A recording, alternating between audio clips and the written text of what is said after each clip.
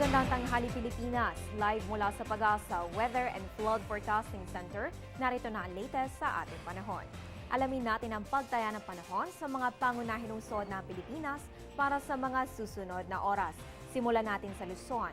Mataas na po ang 25 to 33 degrees Celsius sa Maylawag City, habang mababa na ang 16 to 24 degrees Celsius sa May Baguio City.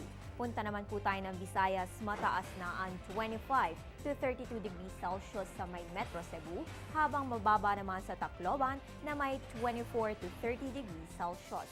At sa Mindanao, mataas na po sa Zamboanga City na may 25 to 32 degrees Celsius at mababa na ang 23 to 31 degrees Celsius sa may Cagayan de Oro, kung saan maulan po ang panahon. Kaya ugaliin magdala ng kahit anong panangga sa ulan ngayong Miyerkules.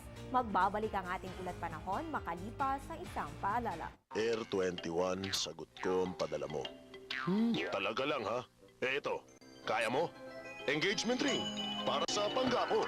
Sagot ko, sir. Siguradong makakarating kagad sa pangga nyo. Pagka ko! Talaga ha? Ito, kaya mo? Ha? Sagot ko, sir. Kahit ano, kahit paano. Air 21, sagot ko ang padala mo. Mga kababayan, sa ating mga ulat panahon, parati natin naririnig ang terminong PAR o Philippine Area of Responsibility. Ano nga ba ito? Alamin yan sa napapanahong kaalaman.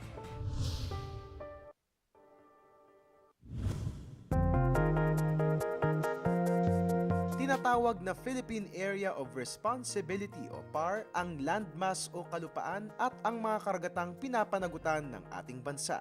Iba ito sa tinatawag ng teritoryo ng bansa. Di hamak na mas malaki ang PAR kaysa rito. Ayon sa Philippine Atmospheric Geophysical Astronomical Services Administration o PAGASA, ang buong Philippine Area of Responsibility ay may kabuuang sukat na 4,497,165 square kilometers. Kasama sa boundary ng PAR ay ang West Philippine Sea sa West Area, Pacific Ocean sa East, Bashi Channel sa North, at Sulu Sea at Celebes Sea sa South Area. Ang PAGASA ay inatasang mag-antabay at maglabas ng mga weather bulletin kada 6 na oras sa posibleng pagpasok ng mga tropical cyclone o bagyo sa Philippine Area of Responsibility.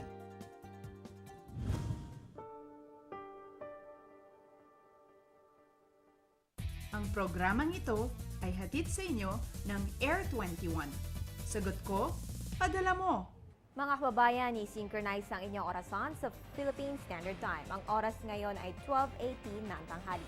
Ang time check na ito ay hatid sa inyo ng Panahon TV Express, kung saan walang pinipiling panahon ang pagbibigay impormasyon. Ako po ang inyong weather girl, April Enario. Magandang tanghali.